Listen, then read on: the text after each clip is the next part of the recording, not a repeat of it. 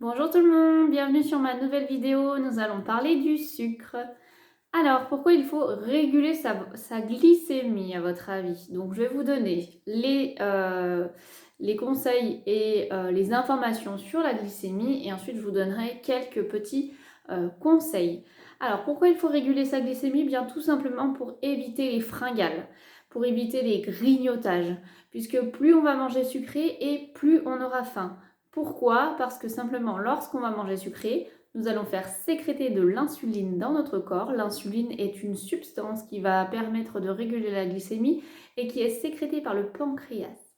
Donc lorsque l'insuline est sécrétée, ça va envoyer un message au cerveau qui va dire qu'il faut stocker.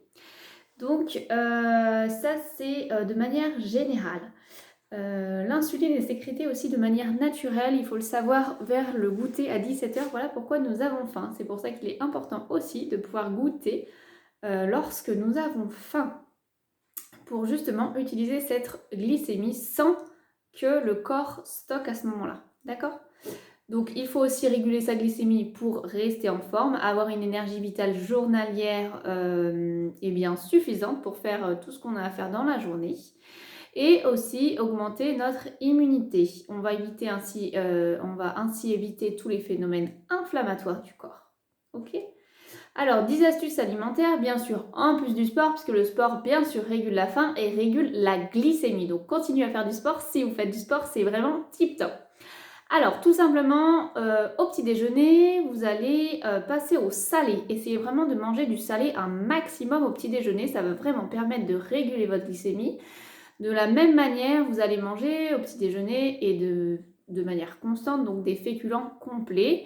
Donc voilà, féculents complets, pain complet au petit déjeuner, du beurre. Vous pouvez prendre un petit peu de sucre quand même, notamment avec le fruit frais qui va apporter du fructose. Donc tous les conseils que je donne ici sont bien sûr pour les personnes non diabétiques. Je ne suis pas médecin et je vous conseillerais de vous rapprocher vers votre médecin si vous êtes une personne diabétique. Donc pour le petit déjeuner, du jambon, des œufs, des choses comme ça qui vont faire qu'on aura beaucoup moins faim et que la glycémie sera régulée sur toute la matinée. Essayez, vous verrez, vous ne serez pas déçus.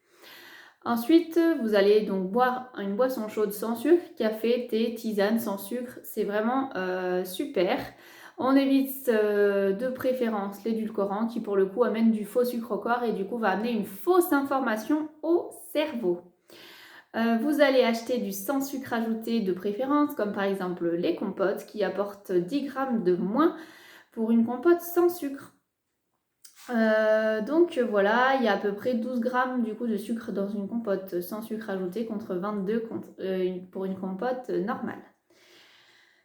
Faites vous-même des gâteaux. Essayez d'éviter d'acheter des gâteaux industriels. Faites-les vous-même. Réduisez le taux de sucre du coup dans le gâteau. Et puis faites vraiment des gâteaux avec de la farine complète, de la farine de châtaigne. Il en existe des millions à utiliser.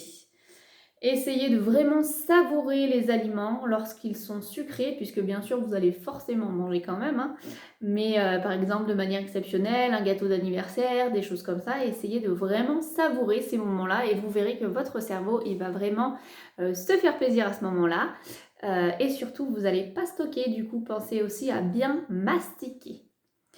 Ensuite, donc comme je l'ai dit tout à l'heure, vous allez consommer des féculents complets à chaque repas, surtout donc le midi, le soir si vous pouvez éviter du coup les féculents, eh bien c'est encore mieux, complet ou semi-complet. Si votre mari râle, essayez de faire des semi-complets, vous dites rien et ça se voit pas.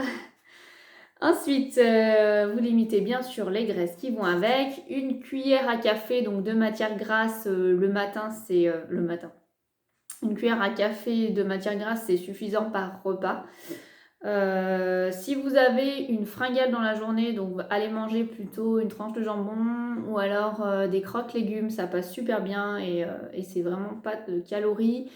Buvez bien aussi parce que nous sommes composés à 60% d'eau, je le rappelle, donc n'hésitez pas à boire.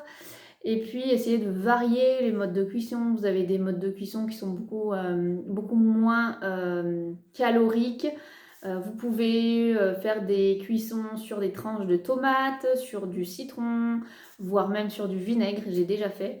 selon bien sûr ce que vous mangez, mais en tout cas, c'est largement faisable. Vous pouvez acheter des poêles sans matière grasse aussi, ou faire des cuissons papillotes, ou faire des cuissons four.